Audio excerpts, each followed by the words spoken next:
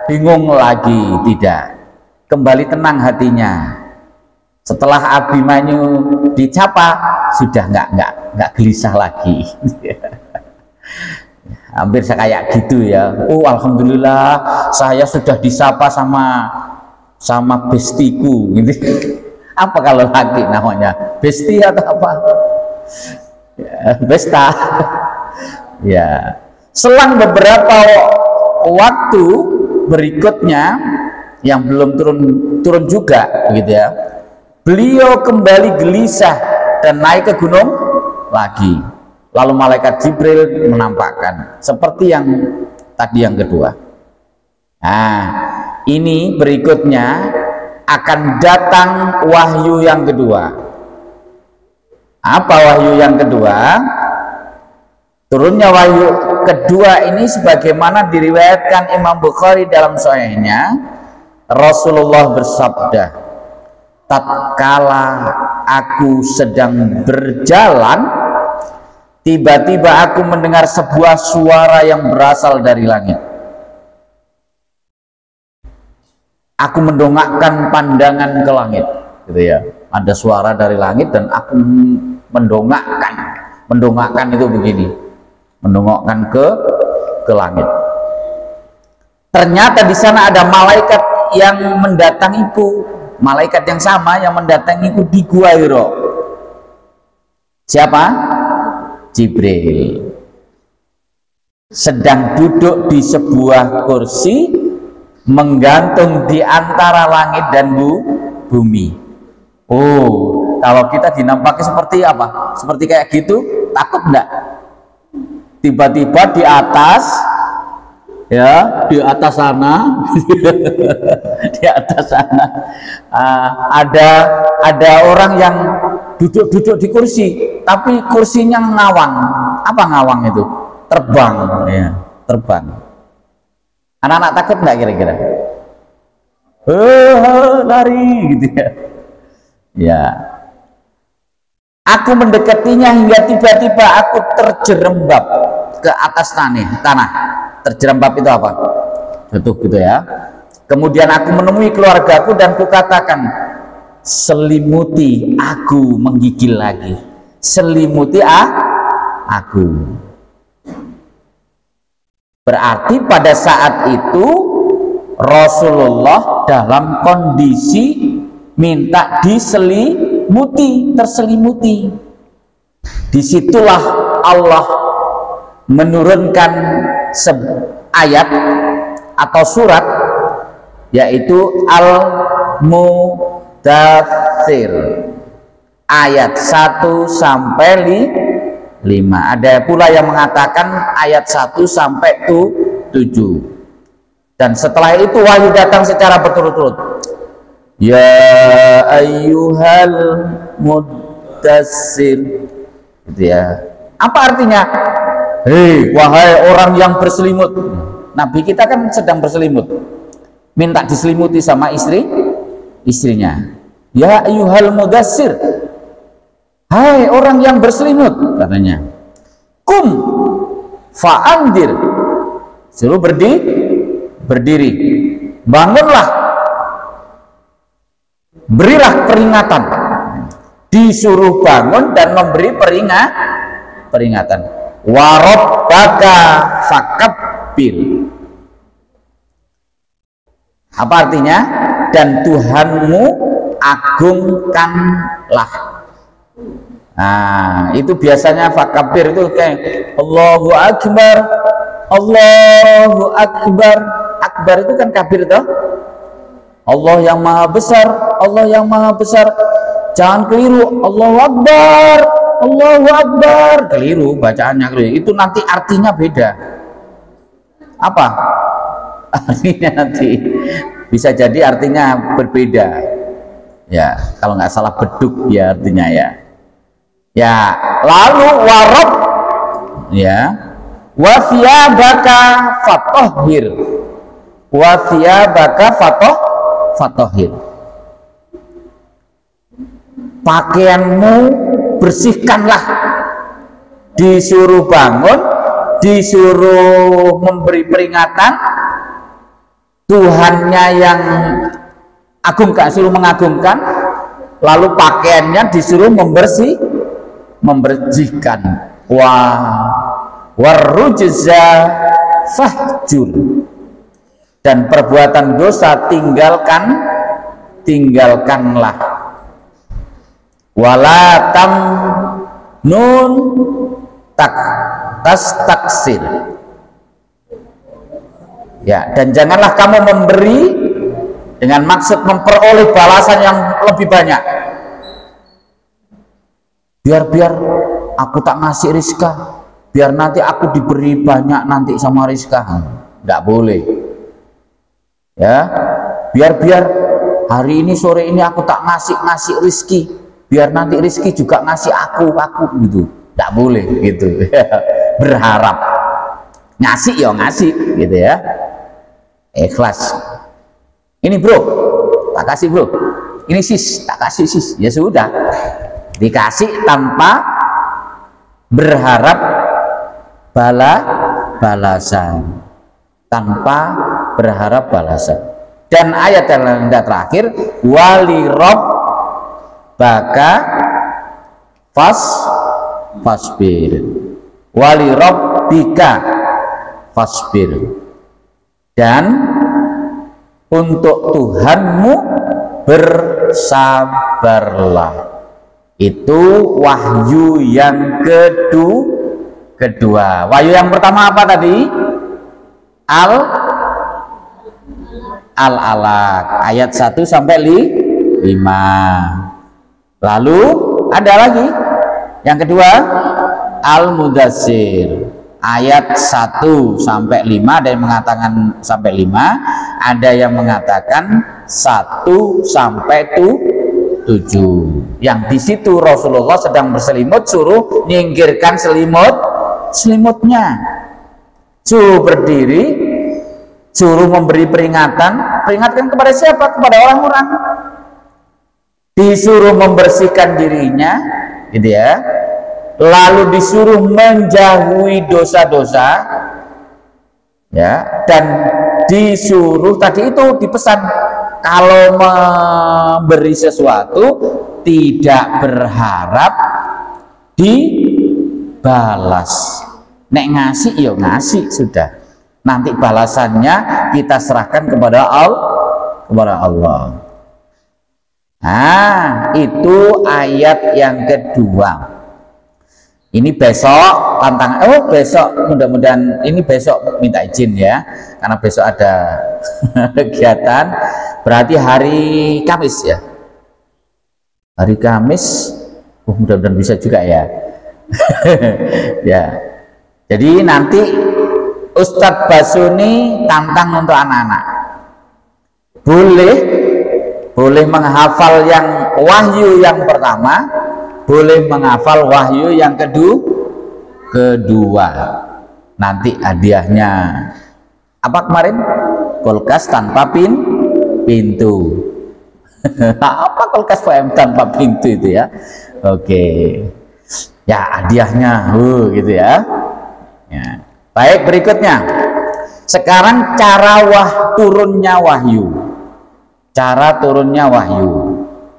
Dari Aisyah Ummul Mukminin radhiyallahu anha bahwa Haris bin Hisham radhiyallahu anhu bertanya kepada Rasulullah sallallahu alaihi wasallam, "Ya Rasulullah, bagaimana caranya wahyu turun kepada engkau ya Rasulullah?"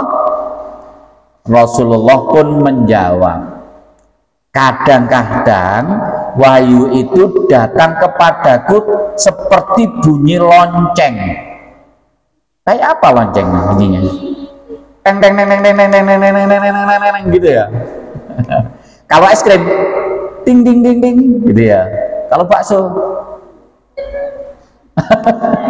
ya, masuk bakso kayak gitu, ding ding gitu bakso. Tapi lonceng ini. Jadi yang pertama diawali seperti bunyi lonceng. Itulah yang sangat berat bagiku, katanya Rasulullah. Setelah bunyi itu berhenti, aku baru mengerti apa yang disampaikannya. Jadi setelah bunyi itu gitu, baru Rasulullah itu mengerti apa wahyu yang tersampaikan. Itu yang dirasa berat oleh Rasulullah. Kadang-kadang malaikat Jibril menjelma seperti seorang laki-laki. Jadi menjelma menjadi manusia, menjelma kayak manusia laki-laki, menyampaikan kepadaku dan aku mengerti apa yang disampaikannya. Jadi ada yang kadang malaikat Jibril langsung datang, tapi datangnya menyerupai seorang laki-laki, karena insya Allah malaikat tidak ada jenis kelaminnya, Ustaz, gitu. Nah, berikutnya Aisyah berkata, aku pernah melihat Nabi kita ketika turunnya wahyu kepadanya pada suatu hari yang amat dingin. Jadi beda-beda, amat dingin. Setelah wahyu itu berhenti turun, kelihatan dahi Nabi ini bersimpah peluh, berkeringat. Ya, bisa jadi kayak gitu itu wahyu yang datang, bisa jadi peringatan keras, gitu ya, bisa jadi. Nah, menurut Ibnu Qayyim itu ada 8 cara turunnya wahyu. Yang pertama, melalui mimpi yang hakiki. Mimpi yang hakiki itu yang sebenarnya, ya. Apa yang pertama? Melalui mimpi. Yang kedua, sesuatu yang dibisikkan ke dalam hati Rasulullah tanpa dilihatnya. Jadi tiba-tiba ada bisikan. Itu yang kedua. Yang ketiga, malaikat muncul di hadapan Rasulullah menyerupai seorang laki-laki, yang tadi itu, di hadis tadi itu, ya. Dan yang keempat, wahyu menyerupai bunyi lonceng, yang tadi, ya. Lalu yang kelima, Rasulullah melihat malaikat Jibril dalam wujudnya yang asli. Kayak apa Ustaz wujudnya yang asli? Sama, nggak tahu, ya. Tapi ada gambaran, ya, ada gambaran malaikat nanti insya Allah kita akan, ya, sayapnya saja sampai ya saja, ya, ada sayapnya begitu, ya. Jadi ada yang disampaikan tadi itu wujud aslinya, lalu dia menyampaikan wahyu berikutnya. Yang keenam, wahyu disampaikan Allah Subhanahu wa Ta'ala di atas langit. Satu contoh, misalkan Allah yang langsung diundang, gitu ya. Nabi kita, Nabi Muhammad diundang dalam peristiwa apa? Mi'raj. Perintah sholat, gitu ya. Perintah sholat. Dan yang ketujuh, Allah Subhanahu wa Ta'ala berfirman secara langsung dengan Rasulullah tanpa perantara. Jadi Allah langsung dengan Nabi kita, Nabi Muhammad SAW. Jadi langsung dialog, gitu ya, disampaikan. Dan yang kedelapan, Allah berfirman secara langsung kepada Rasulullah tanpa tabir. Apa maksudnya tanpa tabir itu? Ini apa namanya? Sekat antara perempuan dan laki, ya, itu tabir namanya, ya, tanpa penghalang, gitu ya, tanpa penghalang. Berarti langsung, ya. Kalau tanpa penghalang kan langsung, seperti diriku dan dirimu. Iya, langsung, ya, langsung. Seperti itu. Seperti itu. Wahyu pertama, bagaimana Rasulullah pertama kali diangkat menjadi nabi. Oke. Ini sampai di situ. Mau diteruskan, kalau diteruskan temanya nanti hari yaitu dakwah secara sembunyi-sembunyi, ya, sembunyi-sembunyi, yang di situ menghasilkan 40 as-sabiqunal awalin, sahabat 40 yang pertama kali masuk agama Islam. Dilanjut atau tidur-tiduran? Saya lanjutkan ya sebentar ya.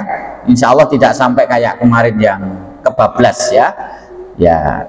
Berikutnya setelah Rasulullah SAW menerima wahyu pertama, masa kenabian dimulai, lalu beliau pun memulai dakwahnya. Begitu turun wahyu yang kedua, apa tadi, surat apa? Al-Mudassir, ya, Al-Mudassir. Dakwah secara sembunyi-sembunyi, yang biasa kita sebut dakwah dengan apa cara? Bisirri. Ada juga kalau imam mengucapkan Al-Fatihah bisirri, ya, bisirri itu berarti mungkin dengan pelan gitu ya. Ya, tapi di sini ada dakwah yang dengan cara yang pertama kali, yaitu dengan cara sembunyi-sembunyi. Loh, kenapa kok dengan cara sembunyi-sembunyi? Iya, tantangannya akan dimusuhi, bukan hanya dimusuhi, akan disiksa oleh kaum kafir Quraisy yang dianggap tidak meninggalkan agama nenek moyang mereka, gitu ya. Nah, di dalam surat Al-Mudassir, sebagian ulama mengatakan ketika surat Al-Alaq di Gua Hira, Rasulullah diangkat menjadi nabi, lalu ketika turun Al-Mudassir, beliau diangkat menjadi rasul, gitu ya. Baik, ini sekilas tahapan dakwah Rasulullah, ya. Syekh Safiur Rahman Al-Mubarakfuri dalam Ar-Rahiqul Maktum membagi masa dakwah Rasulullah SAW itu berdasarkan periodenya sebagai berikut. Yang pertama, dakwah periode Mekah. Jadi Rasulullah itu berdakwah karena kelahirannya di mana? Di Mekah atau di mana? Di Madinah. Lahirnya Rasulullah. Hei, halo. Di mana? Lahirnya Rasulullah di Mekah, Madinah. Di Mekah.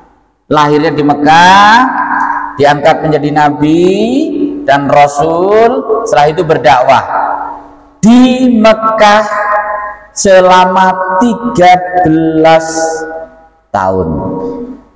Di Mekah dakwah sembunyi-sembunyi, dakwah juga terang-terangan, ya, terang-terangan berarti wis gak peduli ada orang kafir Quraisy atau tidak ada.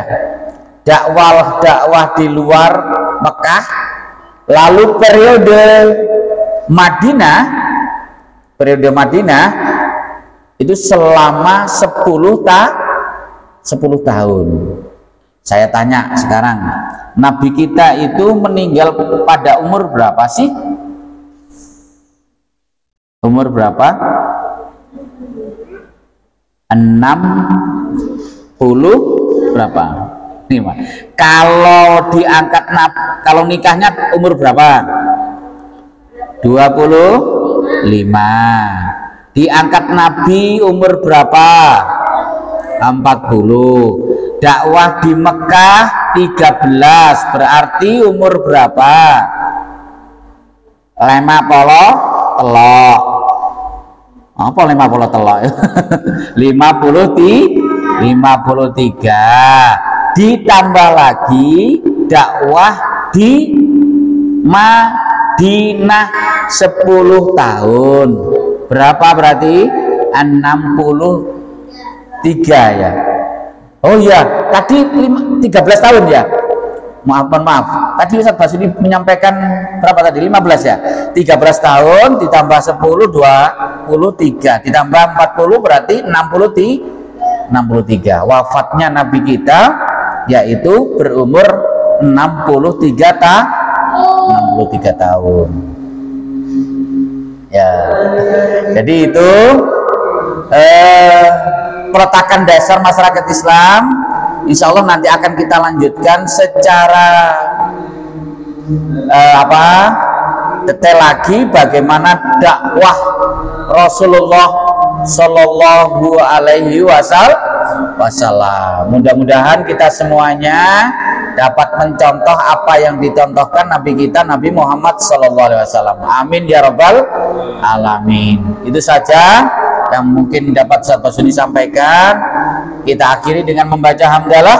Alhamdulillahirabbil alamin.